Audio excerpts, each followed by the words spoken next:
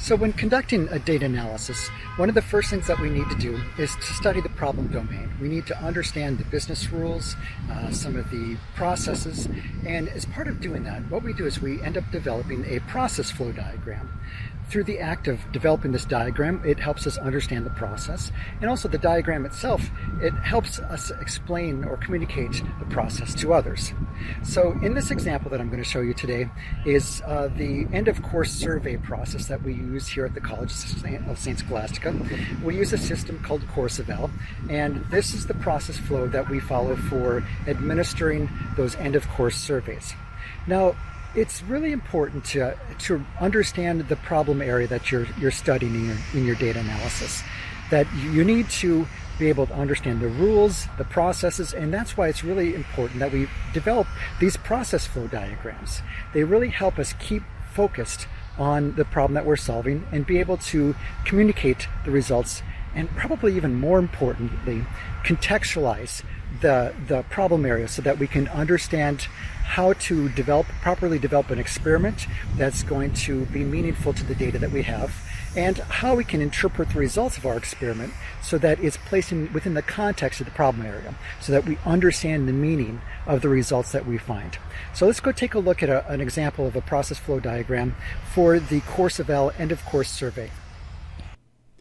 So here is the process flow for the Coursevel process that we use at the College of St. Scholastica. And right away you'll notice that this looks different than a traditional flowchart in that we're using what are called swim lanes.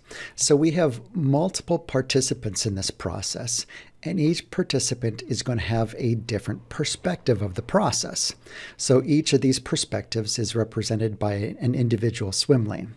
So here in the Coursevel process, we have the Coursevel administrator, we have the program chair, we have the faculty, and we have the student.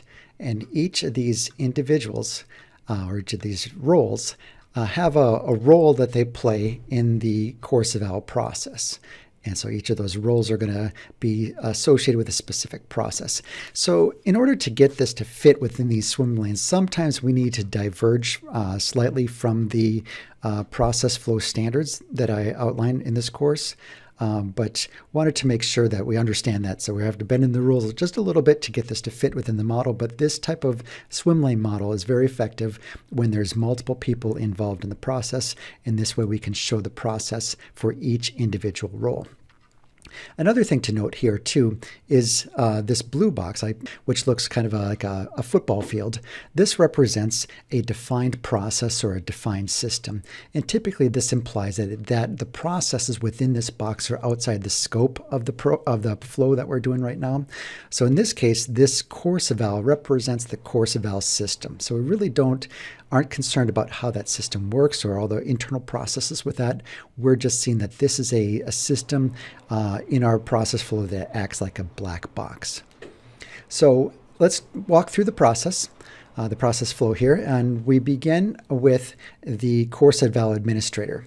They open up the Coursevel system for new surveys at the end of a term, and so an email announcement is sent to the program chair, to the faculty, and to the students. So each of those three groups receive an email notification indicating that the Coursevel system is open and ready for people to participate in the surveys.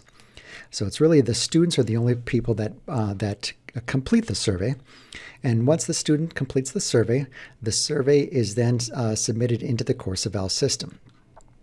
Then at the end of the term, the survey administrator initiates reports. It's going to create the reports out of Coursevel, and those reports are available to the program chair and to the faculty. And each of those individuals will take a look at those reports and review the results. And then at some point, the program chair will meet with the faculty to discuss those results, to go through the results and the feedback that were provided by the students in that course. And as a result of that meeting, the program chair and the faculty develop an action plan. And this action plan, as you can see, as an output of that meeting. And that action plan will then be approved by the program chair. And once approved, the faculty will then possibly either revise the course or alter their teaching methods. Those would be improvements that could be made to the course itself or the way the course is taught in order to improve student satisfaction in future offerings of that course. So this is a rather simplistic model, but you can see this is a good example of using swim lanes to show multiple perspectives, and it allows us to understand the process through each of these perspectives as well.